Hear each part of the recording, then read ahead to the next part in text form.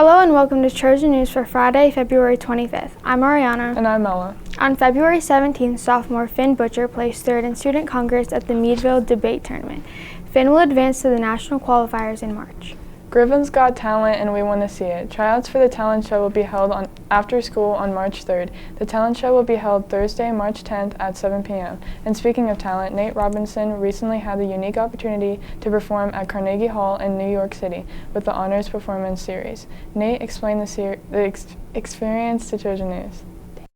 So basically, Ms. DeArmond nominated me for Honors Performance Series, which is this choir that gathers kids from all over the world and has them perform at Carnegie Hall. I auditioned and I was selected, and so we all got to perform there, and I can't describe in words how natural it sounds in there. Like, it's the best room that I've ever sung in. It's so beautiful. No tape can do it justice. It's a beautiful sound. Junior high students, if you are interested in attending a new Trojan Academy club called Coding Club or Creative Chaos Ceramics, please get the form and permission slip from your ELA teacher. Permission slips are due in the office by Friday, March 4th.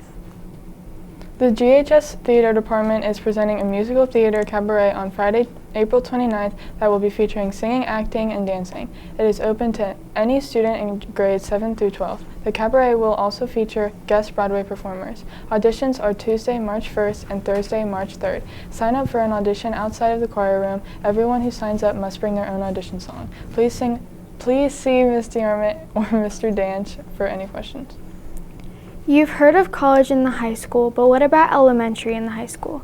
Well, the elementary band has taken that approach, busing students to the high school for band lessons. Ian Allen has more. This October, Mr. Danch began training elementary band. Every morning, the students arrive at the high school before school and enjoy the gifts of music before departing to the elementary school for their normal school day. For transportation to the high school, students have a selection of different methods. One, they're bused here, and let's say they have an older sibling, they're just riding the same bus they did. If not, they signed up and the district figured out which bus that they would ride on, and then they would get transported on that bus, which is really cool. They can also walk, of course, or be dropped off by parents.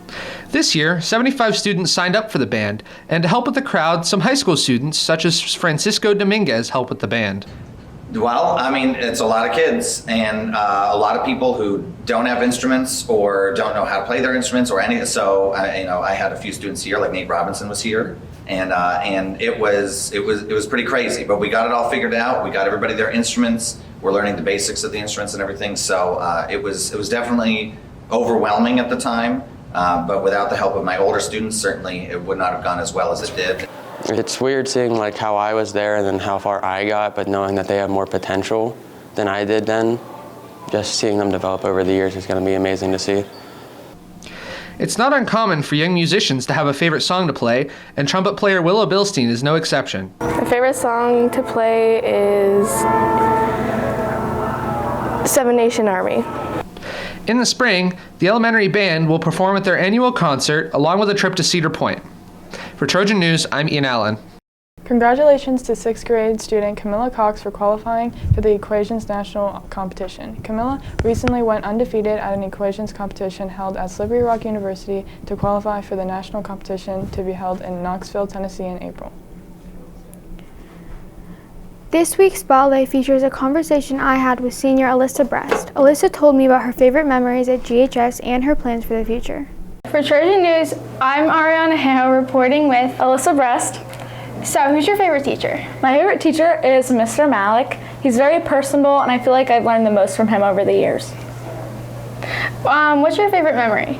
My favorite memory from high school is probably my senior homecoming dance that happened this past fall. Everything about homecoming, I just loved it.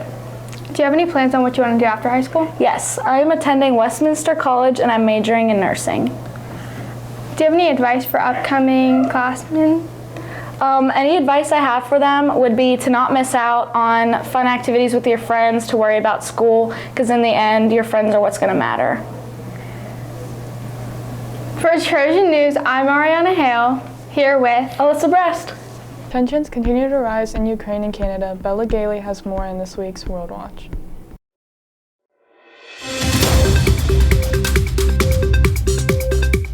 Truck drivers parked their trucks on the Ambassador Bridge in protest of the COVID-19 vaccine being required. The protest lasted for a week. Protesters were determined to stay, and some even set up grills to have a cookout. Disney is creating their very own residential communities for their fans that never want to leave. The new community is called Story Living and is open to all ages, and some other communities that are being made are designated to residents 55 years old or older.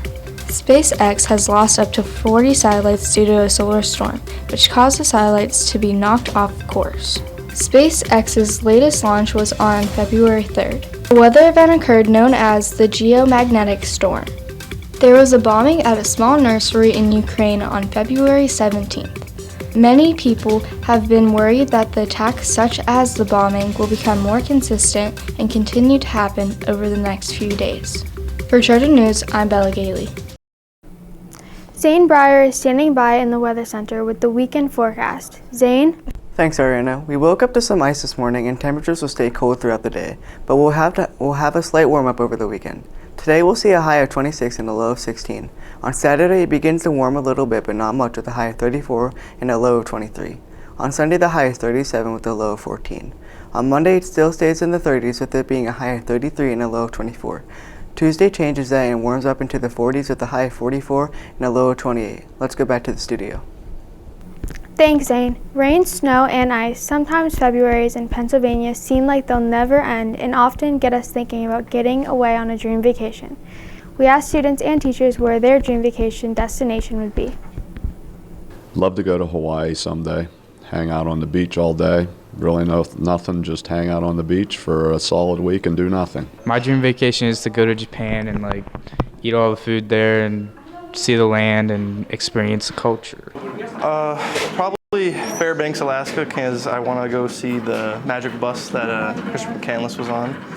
Or I just think it would be an interesting spot because everyone's pretty much, it's like the last frontier, and everyone's, having a tough time up there. So everybody's kind of a lot nicer to each other because, it's a rough place to live. I'd say going to Europe and visiting Italy, Germany, France, places like that.